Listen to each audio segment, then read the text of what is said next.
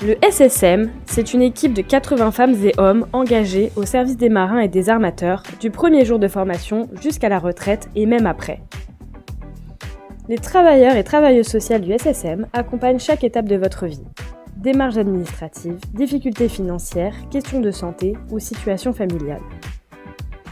Mais au cœur de leur mission, leur priorité est d'instaurer un lien de confiance qui permette de mieux vivre chaque étape ou épreuve de votre vie. Dans le podcast Le Petit Flot d'infos, ils partagent leur humanité, leur expérience et leur engagement auprès de vous tout au long de votre vie. Alors, je me présente, je m'appelle Amiche Sabrina et donc je suis, assistante sociale, depuis, 8 ans et aujourd'hui je suis au service social maritime depuis 3 ans. Donc mon secteur, couvre 2 départements, à savoir le Var, les Alpes-Maritimes, donc de Toulon jusqu'à Nice. D'accord. Est-ce que tu peux nous dire un petit peu les spécificités du public accompagné dans ton secteur? Alors, c'est assez varié. Parce que j'accompagne, des marins, de tout âge, donc de l'entrée à la formation, jusqu'à la retraite et au regard, de la perte d'autonomie. Donc je vais aider, des jeunes adultes qui débutent leur formation maritime, des personnes en reconversion professionnelle, des marins salariés, leurs familles et les retraités. Sur mon secteur, il y a quasiment autant, de marins indépendants que, de marins qui sont au sein de grandes entreprises maritimes et puis comme la population, est plutôt vieillissante, j'ai également, un bon pourcentage de pensionnés, à la retraite et aussi en situation d'invalidité. Donc sur mon secteur, les marins, que j'accueille, ils travaillent principalement, dans le commerce.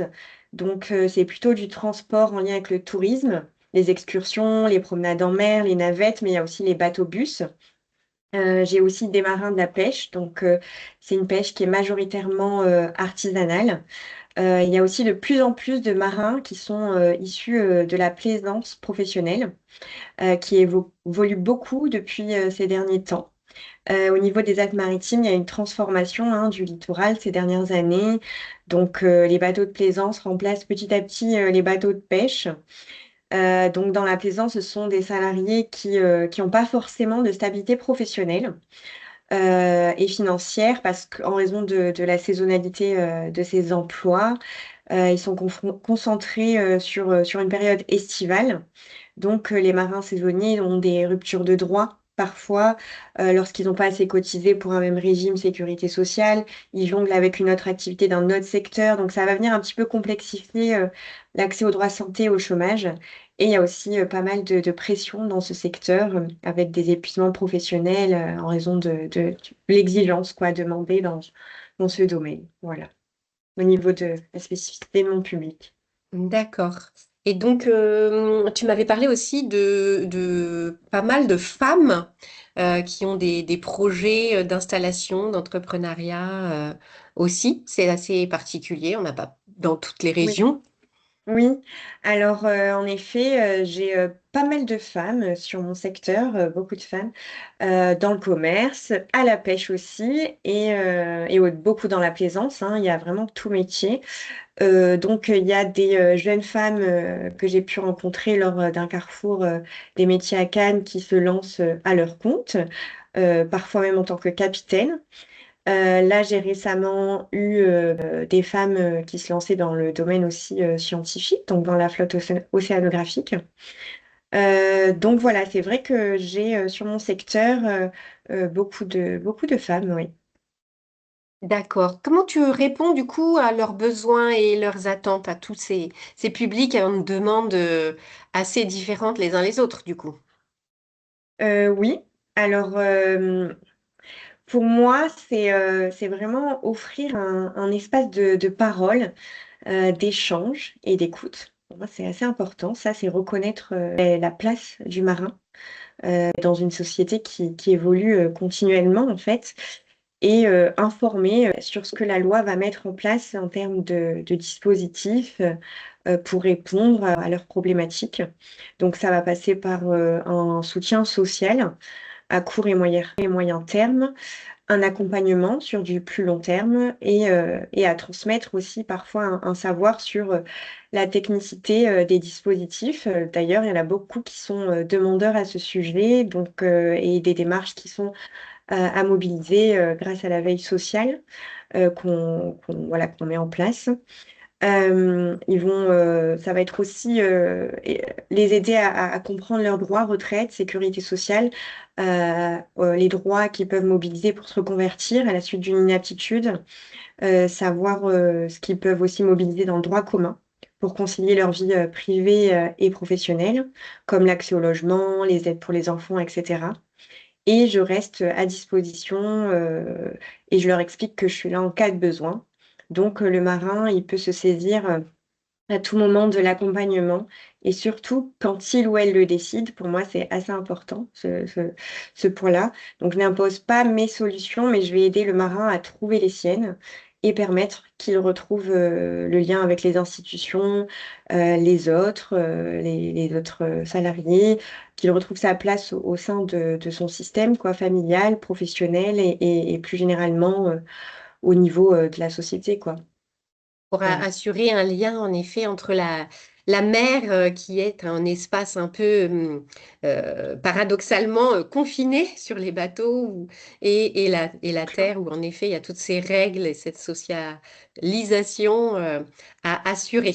Voilà, donc il peut y avoir un petit peu un choc des cultures parfois, et toi, tu crées le lien.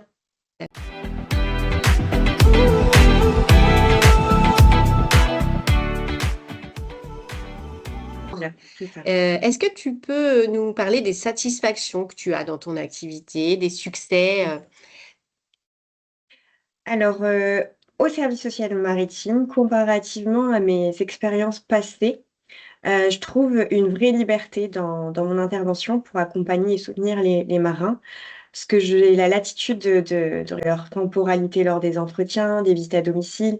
Il n'y a pas d'entretien avec des durées limitées imposées, des contraintes institutionnelles qui viennent empêcher, en fait, la création du lien et la relation, de confiance peut s'installer vraiment, je trouve, de manière, pérenne. Pour ma part, le fait que l'émission soit aussi tout au long de la vie et avec un panel d'intervention, assez vaste, ça permet, je trouve, de considérer vraiment, la singularité de chaque marin. Parce que pour moi, chaque, marin a une histoire, personnelle et professionnelle, unique à nous partager et ça m'apporte, beaucoup au niveau de mon enrichissement aussi, personnel et professionnel. Et je trouve, que les marins sont très, reconnaissants de manière générale. Et ces retours sont très motivants parce que pour moi, je pense que les marins, ils vont, vraiment, faire aussi, je trouve, attention à l'autre, donc c'est assez intéressant. Et donc voilà, au niveau de la satisfaction dans dans mon activité professionnelle et c'est aussi toujours aller à la rencontre, lors des événements comme, Carrefour de l'emploi, les interventions dans les filières maritimes, voilà. Et qu'est-ce que tu trouves plus difficile ou que tu considères plutôt comme des contraintes, s'il y en a? Hem Ça va être, plutôt, au fil du temps, il y a, des démarches, administratives, qui sont devenues, numériques. Donc il y a un petit peu une absence d'interlocuteur, direct. Donc on assiste un peu à un accès au droit qui est conditionné à la maîtrise de l'outil informatique et ça génère des situations d'exclusion. Donc ça s'avère, parfois compliqué de remobiliser ceux qui ont un peu tout abandonné et d'autant plus, du fait de tous ces changements. Donc les marins ne se sont plus, reconnus parfois et ils se sentent un peu comme des numéros ou des dossiers. Et après autre complexité, c'est plutôt les accompagnements dans les deuils quand il y a des pertes d'enfants, des enfants qui ont des maladies graves, décès du mari, voilà, mais il y a aussi un vrai sens d'être là pour ces personnes et de les alléger à ce moment-là, du poids administratif, quoi. Oui, donc là, tu perçois toute l'importance de ta place dans leur vie, finalement. Oui, voilà. Euh, Est-ce que tu pourrais nous expliquer cette rencontre, comment tu la définirais entre le travail social et le milieu maritime? Quelle connexion il peut y avoir? Alors moi, quand je suis arrivée au service social maritime, j'ai constaté une vraie confiance symbolique vouée au service maritime. J'ai pu entendre de nombreuses fois, en France, il n'y a plus rien qui marche, mais heureusement qu'on a les services pour les marins et Nîmes. Donc j'espère que ça sera encore préservé dans le temps.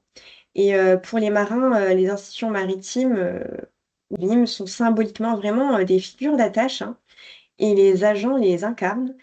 Et donc, pour ma part, j'ai eu d'emblée une confiance des marins et grâce à cette représentation symbolique, ça facilite vraiment les interventions auprès d'eux.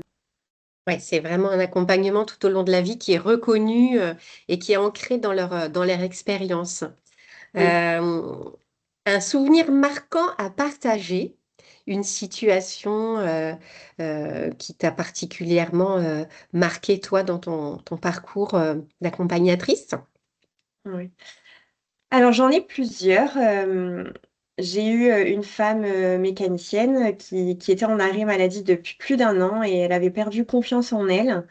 Elle n'arrivait pas plus à se projeter en raison de problématiques de santé et familiales. Elle était aidante de sa mère. Elle avait plus envie de reprendre la navigation et finalement, je l'ai accompagnée pendant plusieurs années. À l'issue, elle s'est petit à petit remobilisée. Donc, je l'ai aidée dans ses démarches, je l'ai orientée vers des partenaires. Il y a eu un étayage avec d'autres partenaires et elle a pu reprendre une activité voilà, maritime cet été dans une société de transport. Et maintenant, elle a même d'autres perspectives voilà, de devenir capitaine peut-être. Il y a aussi ce qui me touche dans mon travail, c'est que les marins, ils me tiennent au courant de l'avancée de leur vie professionnelle. J'ai par exemple des nouvelles d'une femme qui me dit qu'elle a trouvé un stage d'immersion dans la recherche en biologie, un autre marin qui a pu retrouver un poste plus adapté à sa santé. Euh, et voilà, c'est vrai que ça m'encourage aussi de certaines réussite, quoi, aussi professionnelle, suite à un drame, un décès, où voilà, les personnes ont pu se remobiliser. Là, j'ai dernièrement eu une dame qui n'avait pas travaillé depuis 10 ans et qui retournait, qui s'est réinsérée professionnellement. Donc, suite au décès de son mari, c'était compliqué financièrement. Et voilà, je l'ai aidée dans les démarches administratives. Je l'ai soutenue, j'ai essayé voilà, de la remobiliser dans sa confiance aussi. Et donc, elle a retrouvé un CDI et j'ai aussi aidé sa fille à trouver un stage et elle a trouvé un stage à l'Ifremer, donc l'Institut maritime qui est dans le Var. Oui, donc là, tu vois que tu as une position à différents niveaux de la famille, que l'élan que tu peux redonner à une personne au décès du papa, la maman a retrouvé confiance, retrouvé un travail, et du coup, ça rejaillit aussi sur les enfants. Tu peux les Oui, orienter sur des idées, ça mûrit, voilà, et puis du coup, c'est un effet à plusieurs échelles. c'est Très ça. bien. Et donc, quel message tu aurais envie de passer aux marins qui lisent le petit flot d'infos? Alors, ce que j'aurais aimé faire passer, c'est que, pour reprendre l'expression d'un marin pêcheur, que même les vieux loups de mer peuvent solliciter une aide du service social maritime. Donc voilà, même s'ils n'ont pas l'habitude de demander, on est là aussi pour être un soutien et pour les accompagner dans les moments difficiles et quand ils en ont besoin.